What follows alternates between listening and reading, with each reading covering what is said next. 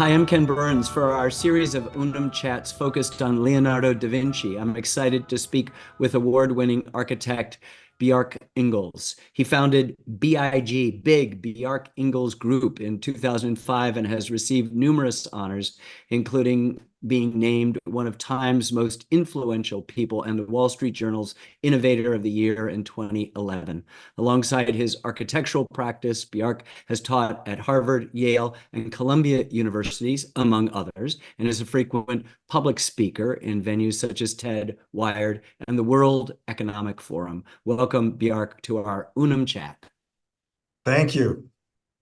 So we'll start by watching a short clip from our film on Leonardo da Vinci. This clip is from the first episode of the film, in a section focused on Leonardo's research into human anatomy and the philosophies of ancient physicians and thinkers. Let's play the clip. Leonardo saw proportion in the natural world as evidence of nature's matchless gift for design. Using male models, he began a meticulous study. On the changing measurements of the human body through the movements of the limbs from different views. The measurements of the human body vary in each limb according to how much it is bent and from different views, so that they grow or diminish to a varying extent on one side, while they grow or diminish on the opposite side. Seeking inspiration, Leonardo studied a treatise by Vitruvius, a Roman architect of the 1st century BC, who wrote about the symmetry between the human body and a skillfully designed temple, and carefully measured the proportions of what he described as a well-shaped man. And this was classical belief, that the symmetry proportion of the human body reflected as in a microcosm the greater harmony of the world. Just as the human body yields a circular outline, so too a square figure may be found from it, wrote Vitruvius. Uno dei casi più celebri di dialogo con l'antico e di tentativo anche di superamento dell'antico è sicuramente l'uomo vitruviano.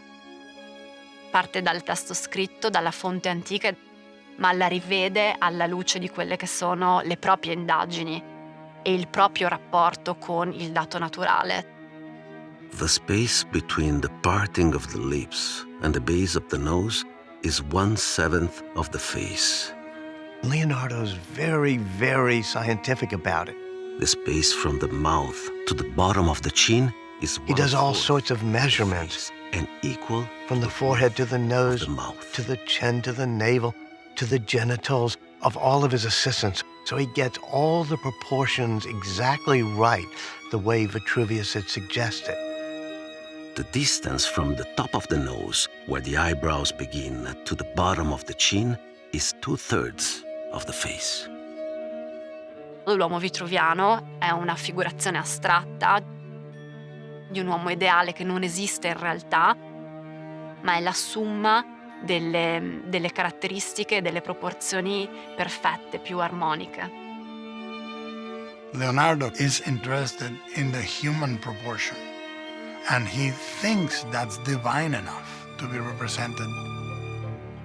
He says there is enough poetry and enough cosmos and enough infinite in another human being, or a rock and a waterfall, or a half smile.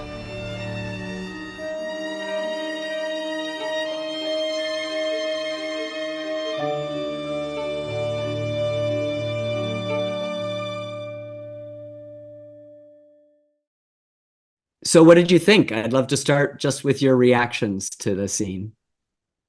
No, I mean, obviously the Vitruvian man is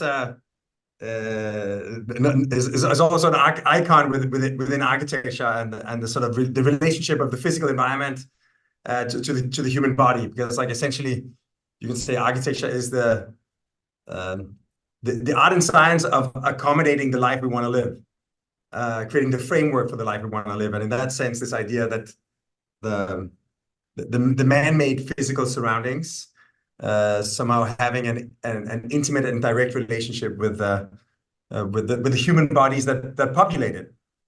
And I think it's a beautiful, almost like an icon or symbol of, I think, what was unique about Leonardo's view that somehow that nature is the ultimate source of all knowledge, and that more than anything he was an explorer. He was driven by extreme curiosity about all things, and somehow found different ways to jot down that curiosity in various works of art. A lot of notes, a lot of scribbles about all kinds of things, but also, of course, in the paintings, where he was also maybe more than anything trying to understand the world, how light bounces off the human skin, how the translucency of the human skin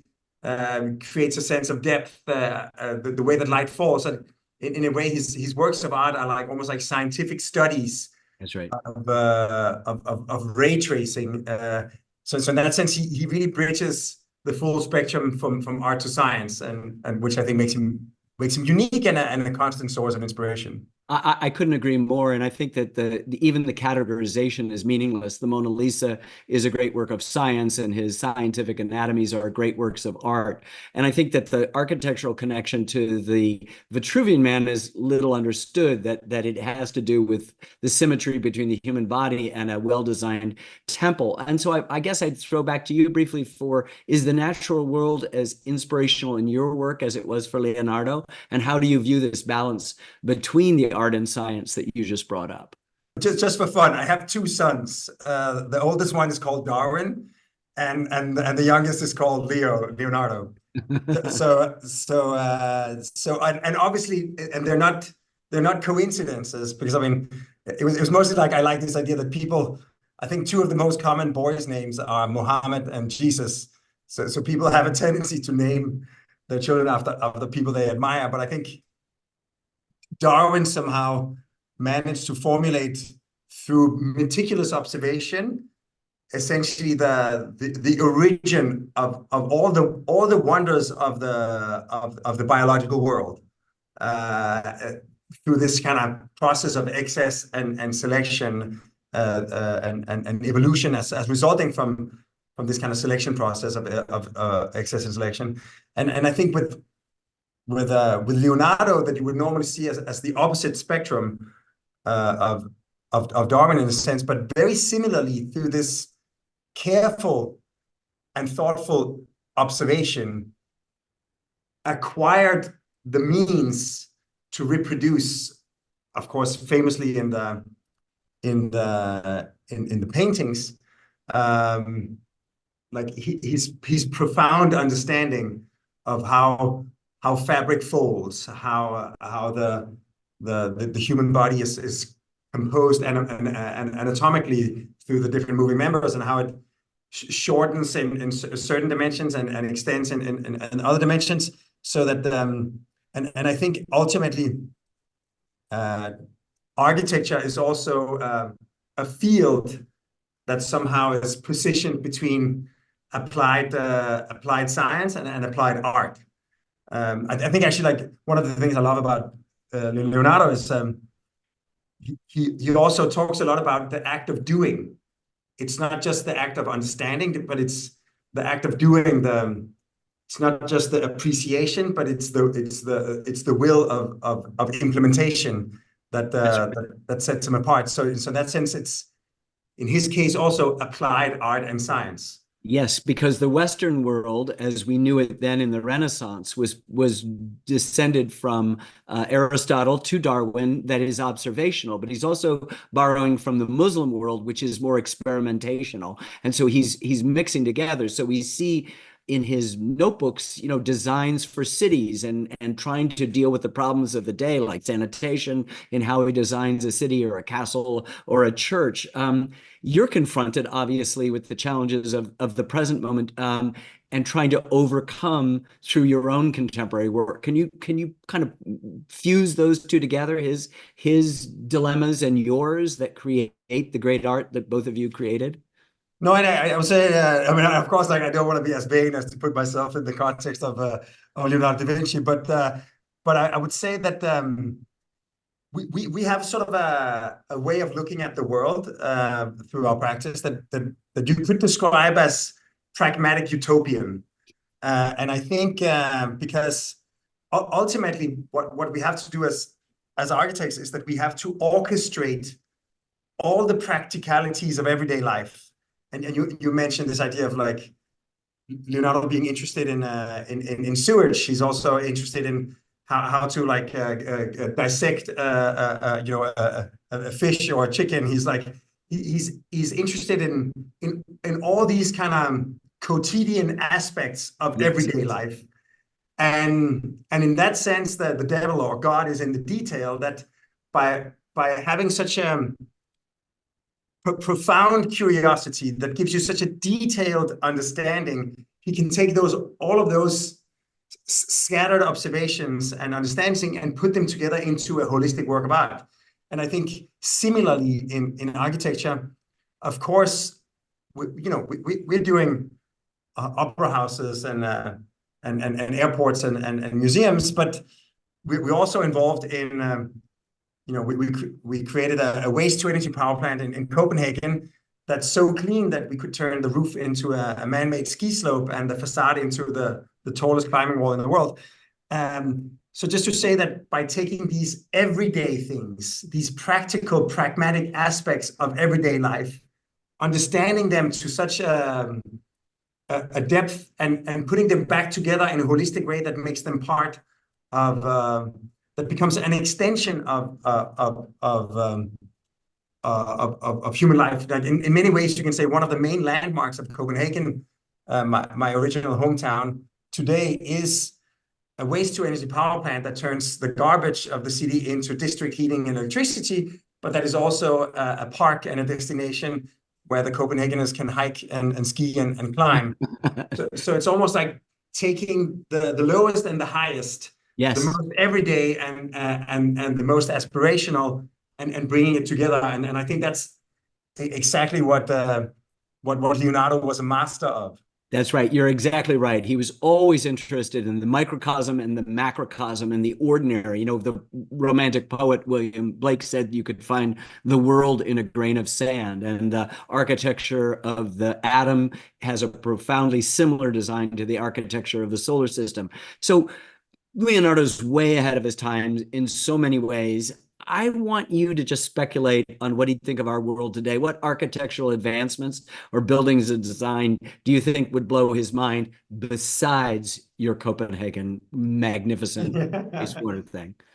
Yeah, I mean, I think since he was, he was really a technologist. Yes, and I think it's important to remind ourselves that the word technology comes from the ancient Greek word techne, which means art. Right. So in that sense, again, this perceived dichotomy between art and technology is really a construct we've come up with later, because and that's maybe another thing that's at the root of our practice that I see in a lot of like Leonardo's worldview is the idea of the oxymoron.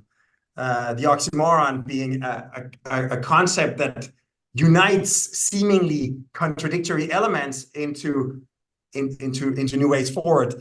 I would say one of the things that I think he would be very interested in is in the field of architecture is like the automation and 3D printing. Like we're doing a handful of projects with a company called Icon. We're working for NASA to design the laser printers that can use solar power on the moon to sinter moon dust into a kind of man-made obsidian, a kind of glass-like rock, and essentially what the promise that it holds is that if not at the molecular level, then sort of at the molar level, that you can actually create original works of art or architecture by solidifying, in this case, moon dust using solar power and lasers.